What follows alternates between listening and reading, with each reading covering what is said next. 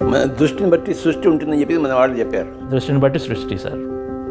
ఎక్కడ దృష్టి ఉంటుందో అక్కడ సృష్టి జరుగుతుంది. Yes, same thing quantum physics. Correct sir. దృష్టిని బట్టి సృష్టి.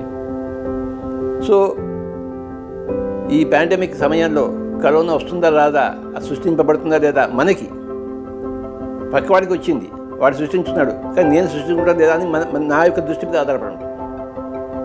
నాకు కూడా వస్తుందేమో నువ్వు అనుకునే అలా వస్తుంది, ఎందుకంటే నీ దృష్టి అలా ఉంది. Correct sir. నాకెందుకు వస్తుంది అనుకున్నావు అనుకోండి, నీకు రాదు. Correct sir. పక్కవాడికి వస్తుంది కానీ నీకు రాదు. నువ్వు పక్కవాడికి వచ్చింది, వాడికి నేను సేవలు చేసావు, వాడు కాళ్ళు పిసికా, వాడికి నీళ్ళు ఇచ్చేవాడు, అన్నం పెట్టే, వాడి పక్కనే పడుకున్నావు, కానీ నీ దృష్టి ఏంటి, నాకేమీ రాదని చెప్పేసి, అప్పుడు నీకేమీ రాదు. అది దృష్టిని బట్టి సృష్టి ఉంటుంది.